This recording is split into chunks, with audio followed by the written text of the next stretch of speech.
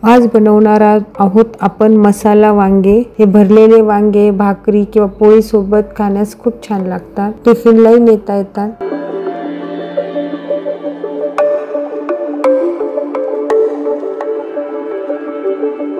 त्यासाठी काय काय घ्यायचे ते बघूया। त्यासाठी गरम मसाला घ्या, दगडफूल, लवंग, मिरे, दालचिनी, शेंगदाणे, खोबरे आणि धणे घ्या। ते थोडेसे भाजून घ्यायचे हलकेसे रंगाने। त्यानंतर कांदा थोडासा काळ्या रंगाचा भाजून घ्यायचा। गरम मसालाही थोडा तळून घ्यायचा, थोडेसे तेल टाकून, आणि हिरव्या मिरच्याही थोडे तेल टाकून तव्यावर भाजून घ्यायचे। असा हा आपला तळून तयार झालेला मसाला आहे। आता एकदम चविष्ट असे वांगे बनणार आहेत। त्यासाठी कढीपत्ता आणि कोथिंबीर तयार ठेवायची। कोथिंबीर वाटून घ्यायची थोडीशी मसाल्यासोबत, आणि थोडी कापूनही टाकली तर छान लागते। आता फोडणीसाठी आपण कढईत तेल टाकले, कढीपत्ता तेलात फोडणीसाठी टाकायचा, लसूण अद्रकची पेस्ट टाकायची, थोडी कोथिंबीरही टाकायची, त्यामुळे एक चांगली चव येते।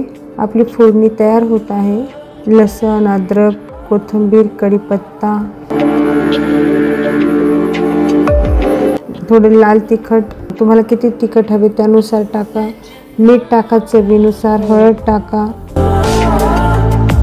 आणि आता हे जो मसाला आपला वाटून झाला होता तो मी चिरलेल्या वांग्यात भरून घेतला।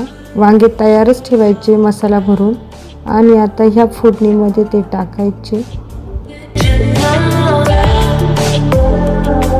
हळूहळू एक एक वांगे त्या फोडणीत सोडायचे, आणि त्यांनाही तेलामध्ये फ्राय करून घ्यायचे।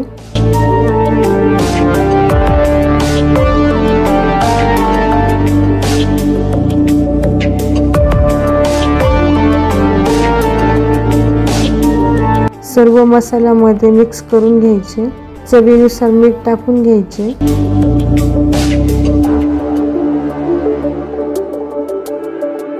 आणि झाकण ठेवून द्यायचे।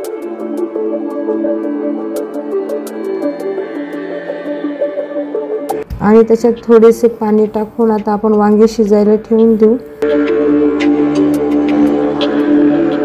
झाकणही ठेवून द्या, अधूनमधून झाकण काढून हलवून बघायचे।